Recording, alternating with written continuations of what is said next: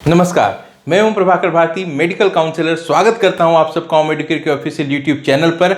आज की इस वीडियो में बात करेंगे कि डीम्ड यूनिवर्सिटीज़ में मॉप अप राउंड की कट ऑफ क्या रही थी, ऐसे में स्टे मॉप अप राउंड की कट ऑफ क्या हो सकती है। साथ में कंपैरिजन भी दिखाऊंगा राउंड 1 और राउंड 2 की कट ऑफ का।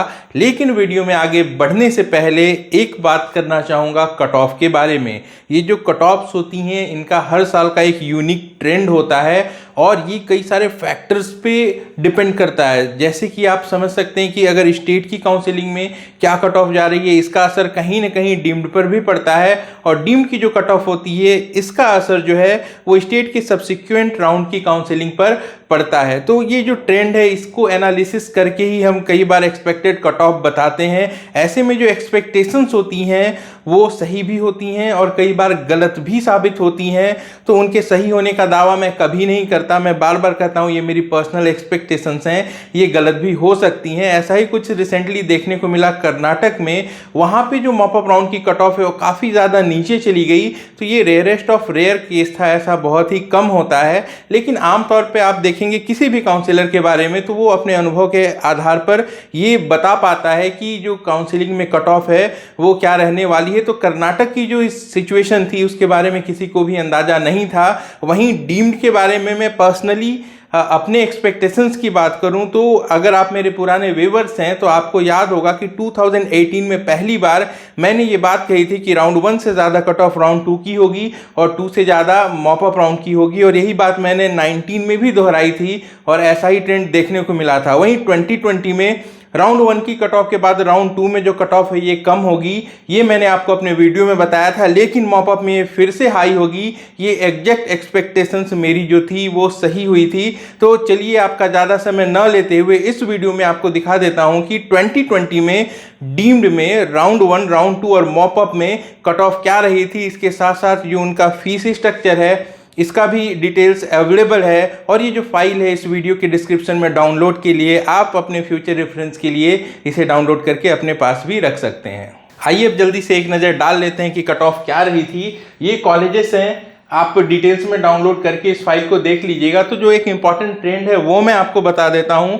फीस जो है वो बहुत इंपॉर्टेंट फैक्टर होती है। कुछ बेहतरीन कॉलेजेस हैं जहाँ पे जैसे जैसे फीस स्ट्रक्चर उनका बढ़ता जाता है कट ऑफ में वहाँ पे कमी आती हुई दिखाई देती है। जवाहरलाल नेहरू बेलागवी की फीस बढ़ गई थी। यहाँ पे ये जो 476 मार्क्स पर ये स्टे मॉप अप राउंड में क्लोज हुआ है, ये अब तक में सबसे ज़्यादा कम है अगर पिछले के कुछ सालों पे हम नज़र डालते हैं। दूसरी बात ये होती है कि अगर कोई कॉलेज की फ़ीस बहुत ज़्यादा है और वो कॉलेज अच्छा भी है तो ऐसे में वहाँ पे जो कट ऑफ है वो काफ़ी ज़्यादा कम देखने को मिलती है। एग्जाम्पल के लिए एक नया कॉलेज आया था चेन्नई में, आप इसे देख सकते हैं। राउंड 2 में यहाँ पे जो कट ऑफ है वो काफ़ी ज़्यादा कम रही थी और ये जस्ट क्वालिफाइंग मार्क्स जो है उसके भी नीचे चला गया था।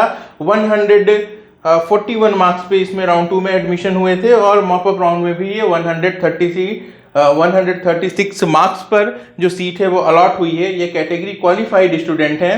तो कहीं ना कहीं जो फीस है वो काफ़ी ज़्यादा इंपॉर्टेंट फैक्टर है और 2020 में ऐसा पहली बार हुआ है जब जस्ट क्वालिफाइंग स्कोर वाले स्टूडेंट को भी डीम्ड में सीटें मिली हैं। ये जो ट्रेंड है ये फिर से दोहराना चाहूँगा कि कई सारे फैक्टर्स पे डिपेंड करता है। आप कह सकते हैं कि कहीं ना कहीं कोरोना का इफेक्ट और जो डिले हुई है काउंसलिंग में इसका इफेक्ट देखने को मिला है। ये नेक्स्ट ईयर रिपीट होगा ये कोई भी ज़रूरी नहीं है। कुल मिला के देखा जाए तो जो हाई फीस वाले कॉलेजेस थे यानी कि 20 लाख 24 लाख, यहाँ पे कोई भी कट ऑफ नहीं रही थी। जिसने भी अप्लाई किया वो 200 मार्क्स के नीचे कई सारे कॉलेजेस हैं जहाँ पे जो सीट्स हैं वो अलॉट हुई हैं। जो चौंकाने वाली बात है वो सिम्बायोसिस पुणे के साथ है। ये क्लोज हुआ है 586 मार्क्स पर, जो कि बहुत ही ज़्यादा है इसके राउंड 1 और राउंड 2 के कंपैरिजन से। और ऐसे ही जो कम बजट वाले कॉलेजेस हैं यानी कि एसडीयू कोलार है, केएस हेगड़े, जेएसएस है, कस्तूरबा है, मणिपाल है, यहाँ पे आपको बहुत ज़्यादा चेंजेस देखने को नहीं मिले हैं और जो कट ऑफ है वो हायर साइड में ही रही है।